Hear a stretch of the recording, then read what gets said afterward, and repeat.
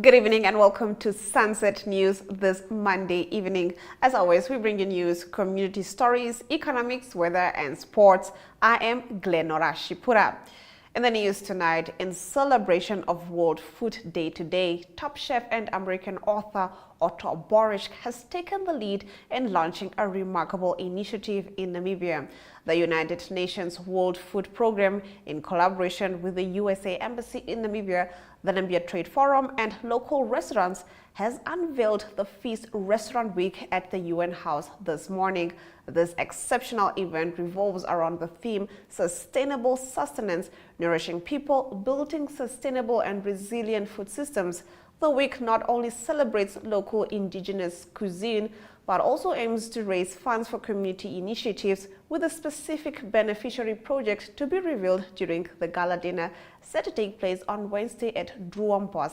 Jemima Dembele reports.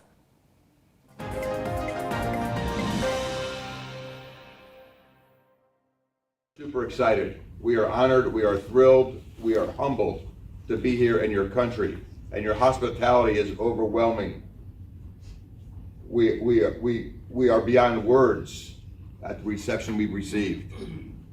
Thank you, Mr. Leon. There's great things to come.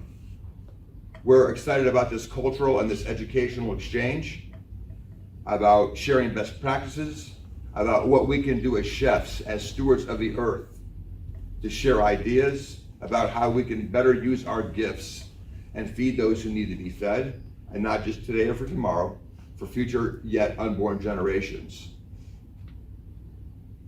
I love Steve Jobs, and Steve Jobs said a lot of things, but one of my favorite quotes is, the people who think they are crazy enough to change the world are the ones who do.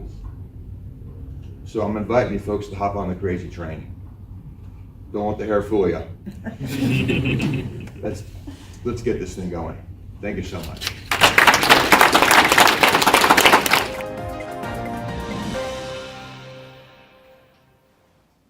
The municipality of Walvis Bay hosted a stakeholder engagement to discuss issues pertaining to the local economic development strategy implementation plan. The municipality's acting chief executive officer, John Esterhazen, shares more.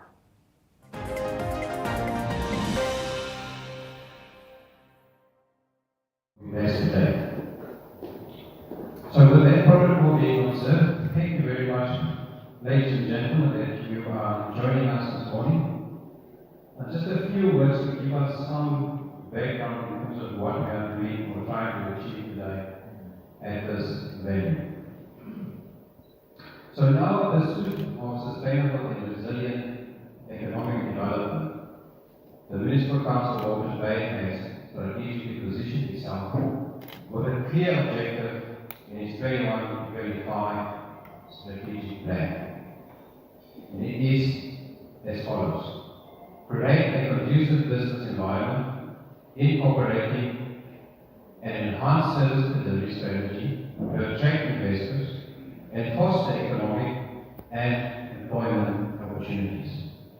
This vision has led to the formulation of the Walvis Bay Local Economic Development Strategy for 2023-28. While our economy has thrived in fishing, tourism, and logistics for the past 3 decades, changing dynamics call for a transformation to maintain our balance, relevance on a global scale. Esteemed stakeholders, our long-term vision for Walvis Bay is ambitious: to be listed among the global competitive cities for jobs and growth by 2033. Currently, only Cape Town represents the SADC region in this category. Achieving this status demands a collective effort from the Council and all of you here, present and not present, which we see in our various stakeholders and development partners.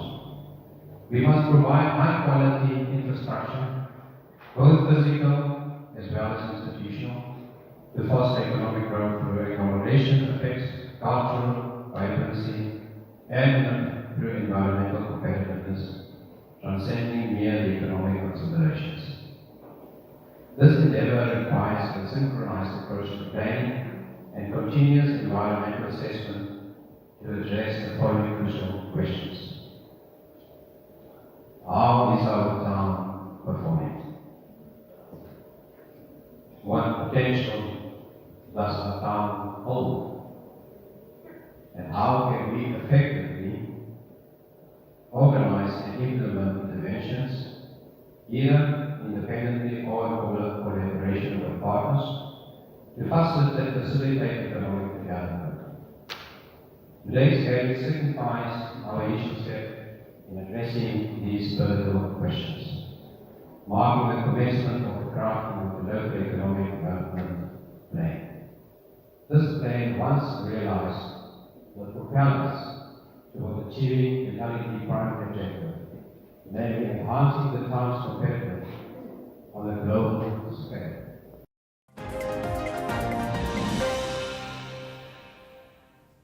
The Health Ministry received another 16 vehicles today donated by the U.S. government.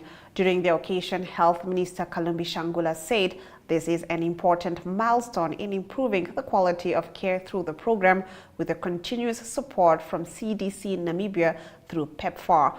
The mentorship program was introduced in 2015 as part of the acceleration plan to reach the HIV epidemic control by 2030, in line with the UNAIDS fast-track targets of 90-90-90, he said.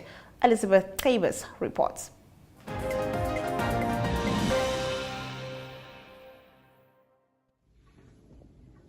Members of the media, I'm pleased to deliver this statement at this important occasion, marking the handover ceremony of vehicles to support our mentorship program, which vehicles were donated by the U.S. government to the Ministry of Health and Social Services. This is a very important milestone in our shared commitment to continue improving the quality of care through the mentorship program, with the continued support from CDC Namibia through PEPFAR. The mentorship program was introduced in 2015 as part of the acceleration plan to reach the HIV epidemic control by 2030, in line with UNAIDS fast-track targets of 90-90-90. Clinical mentors recruited with funding from CDC provide support to healthcare workers involved in the national HIV response. Their experienced clinician trainers carry out activities such as on-site training and consultations on complex cases, support and enhance high-level problem-solving, diagnosis and decision-making skills, lead case discussions, and address issue of quality assurance and continuing education.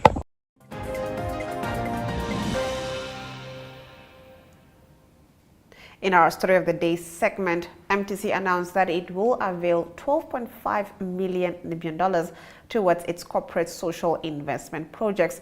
We tackle this story on the other side of the break. Neo Paints has established a 67-year Namibian legacy, creating personalized paint solutions that blend quality and innovation for the Namibian people. We pride ourselves in being a 100% Namibian-owned company, investing in our country and our people by employing and empowering true Namibians. With every brushstroke, Neo Paints commits to our quality guarantee and always delivering a coat of excellence. At Neo Paints, we always stay true to our country. We are as Namibian as you.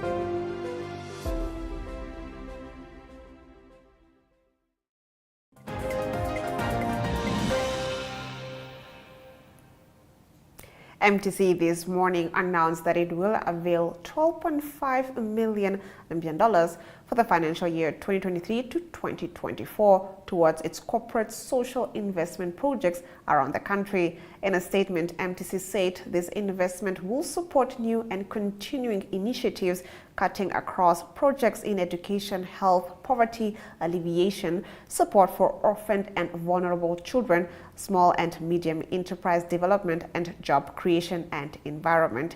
Elizabeth Tabus reports.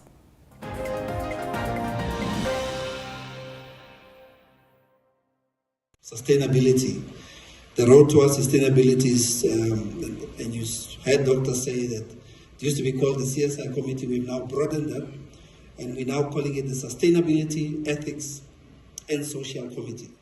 So what we're going to be seeing here today speaks to the part of social. This does not represent our entire ESG framework. So what I'll quickly do is announce the projects that we are going to support for the next 3 years. If I do call up your name, you please come and take the podium to my right. Short acceptance speech, and then you leave the podium again. And that's how we are going to run this announcement. We will start with the projects under our education, starting with the MTC Rural Schools project. We all know that there's a national shortage of 4,500 classrooms that negatively affects the quality of our education. So far, we have constructed 37 classrooms and 8 storerooms under this project in over 8 regions. We've made a commitment that we'll go to every region. And we've already spent about 8.3 million on the MTC Rural Schools project. This is obviously an opportunity for national collaboration with all the partners that are sitting in this room today.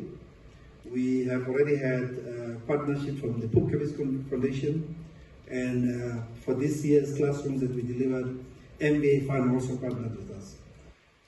I would now like to invite Mr. Knox Otto, who is the Deputy Executive Director for Finance and Administration in the Ministry of Education, as this project falls under the Ministry of Education's Friends of Education initiative. We will be making a commitment, continued commitment for the next 3 years of 10.2 million, which translates to 3.4 million. The next project also falls under education, which is a project that we've already nationalized, and it is now called the National Internship Program. We know that we have over 48,000 students across the entire country sitting in various institutions that requires internships on an annual basis. These students cannot graduate, and therefore we are delaying them in terms of getting full-time employment. We've so far supported 230 students from 4 institutions of higher learning in 38 fields of study, ranging from welding, animal health, science, to artificial intelligence. MTC has now nationalized the program by inviting corporates to join the initiative, firstly by making a minimum contribution of 200,000 per annum, and secondly to open your doors to giving these students a meaningful job experience, meaningful emphasis, so that the students do not just go there and make tea the entire 3 months. We would like to thank Standard Bank and Old Mutual, who has already joined MTC with contributions of 200K and 300K respectively. We're making a contribution of 2 million per annum and an amount of 6 million for the next 2 years.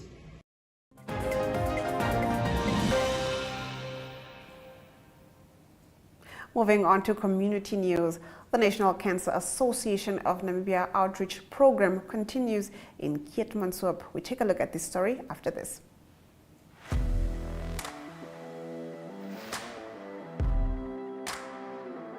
Hello and welcome to today's Sports Rep Show. I am your host, Jesse Jackson Kauraifa.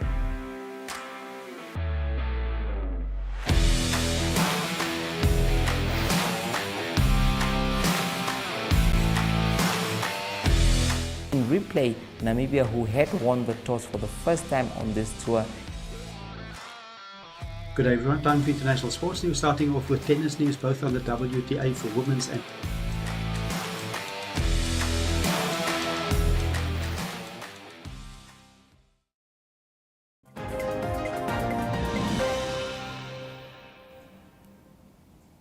The National Cancer Association of Namibia outreach program continues today in Keetmanshoop.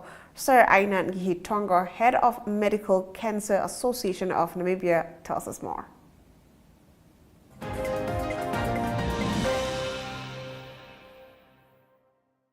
So we are right now here in Keetmanshoop with our National Cancer Outreach Program. The aim is to provide early screening for women in general plus the men, trying to combat breast cancer in Namibia, because throughout our national outreach screening programs we have noticed and realized that women come very late for screening, and there is a lot of metastatic breast cancers all across Namibia. So the aim of this screenings are to combat early breast cancer diagnosis, and we are today going to be at the Danviljoen Clinic in Keetmanshoop, providing free breast examination and pap smears, as well as rapid prostate testing for men. So the Keetmanshoop community is welcome to join us from 8:30 until 1400 hours this afternoon.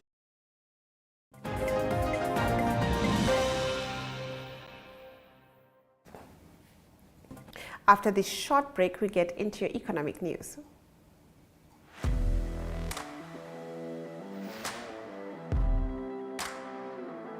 Hello and welcome to today's Sports Rep Show. I am your host, Jesse Jackson Kauraifa.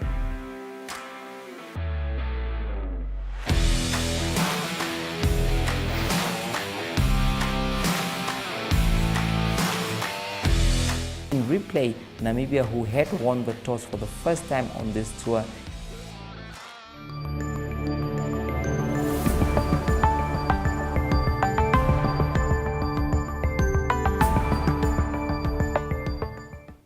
Getting into our economic news, oil prices slipped on Monday after surging last week, with investors waiting to see if the Israel-Hamas conflict draws in other countries, a development that would potentially drive up prices further and deal a fresh blow to the global economy. The conflict in the Middle East has had little impact on global oil and gas supplies, and Israel is not a big producer. Let's take a look at our economic indicators.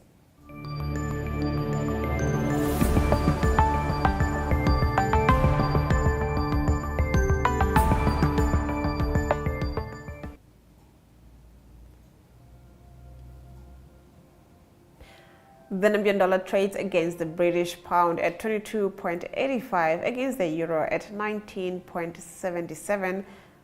2 Namibian dollars and 56 cents gets you 1 Chinese yuan. On the commodities market, gold, copper and Brent crude oil went down, with platinum going up. Brent crude oil trading at 1.10%, going for $90.16 per barrel.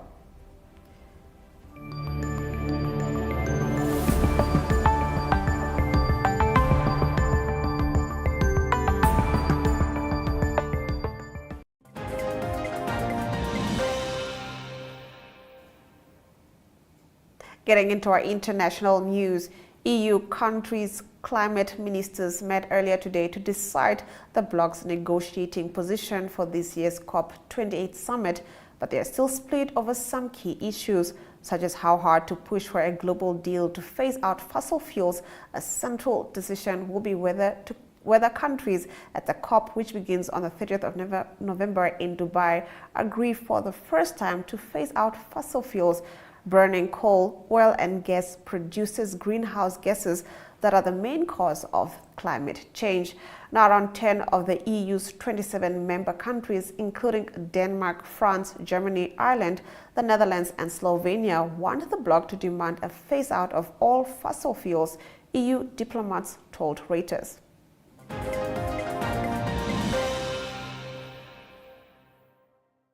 If you listen to all the scientists, it's rather clear that we need to phase out all fossil fuels and that we need to make much more progress on that in every part of the world.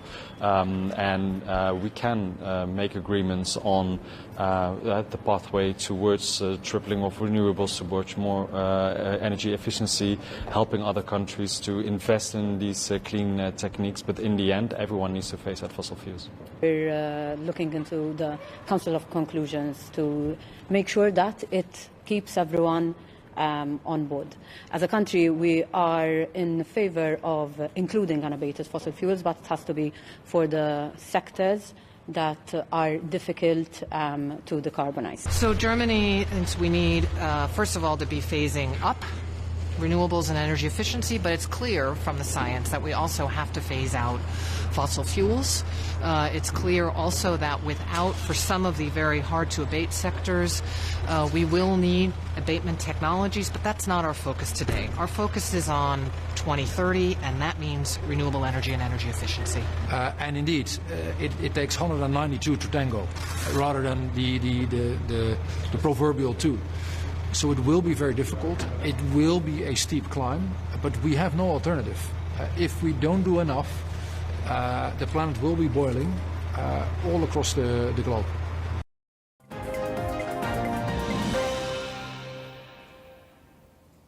British Prime Minister Rishi Sunak said earlier today that it was a priority to keep the Rafah border crossing from Gaza open. Speaking during a visit to a Jewish school in London, Sunak said that he had spoken to Egyptian President Abdel Fattah al-Sisi to try to ease the humanitarian situation at the border and that British Navy ships had been sent to the region. Let's take a look.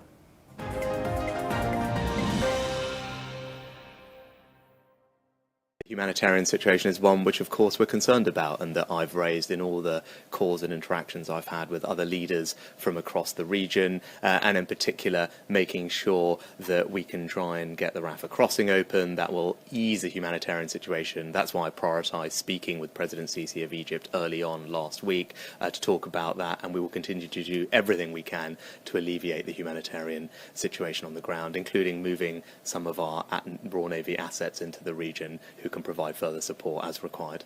But I'm determined to ensure that our Jewish community is able to feel safe on our streets. There is no place in our society for anti-Semitism, and we will do everything we can to stamp it out, and where it happens it will be met with the full force of the law. No young person, none of you, should have to deal with hate like that. It has absolutely no place in our society, and I want you to know, and that's why I'm here, that we will do everything we can to keep you safe.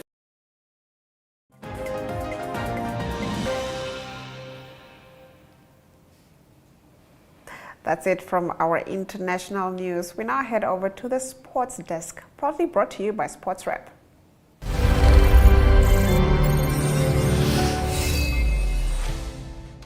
Good day everyone, time for international sports news, and starting off with rugby news first. The Rugby World Cup continues, and exciting quarterfinals that is done. It is the semi-finals that will be played this coming weekend, and it is the new world rankings that also came out, that is after the results of the quarterfinals the past weekend.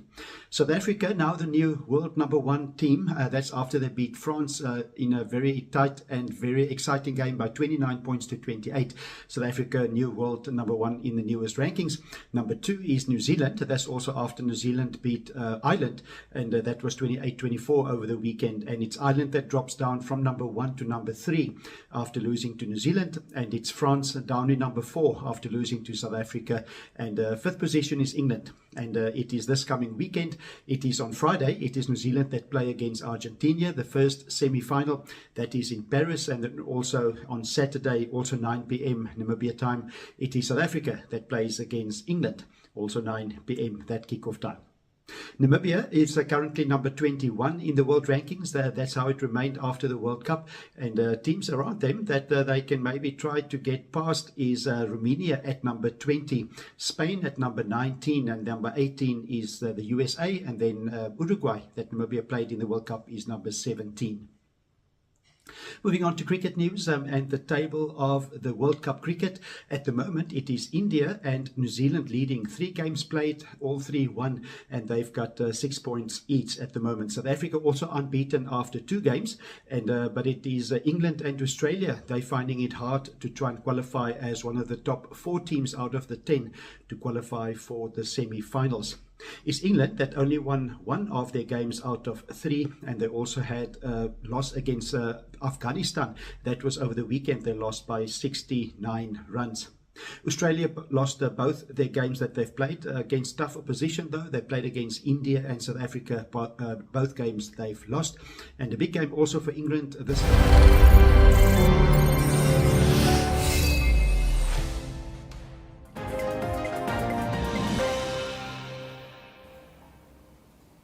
That was Ari Hohart with the sports news.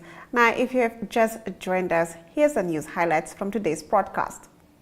The Health Ministry received another 16 vehicles today donated by the U.S. government. During the occasion, Health Minister Kalumbi Shangula said this is an important milestone in improving the quality of care through the program.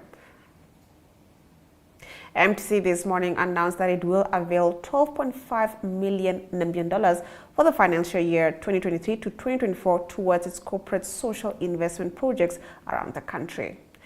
The Springboks produced a gutsy, gritty second half performance to march on at the Rugby World Cup, using their bench to come back from 6 points down to edge France 29-28 in a game for the ages.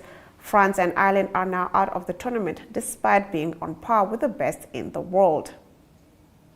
And with that, we've come to the end of the broadcast. Make sure you join Sunset News on Facebook, on all the NMH platforms on weekdays, as well as on our website, oneup2.com. Sunset News screens on DSTV channel 285 and GoTV channel 25 every weekday from 7:30 p.m. to 8 p.m. I am Glenora Shipura, and this has been Sunset News. Don't end your day without us.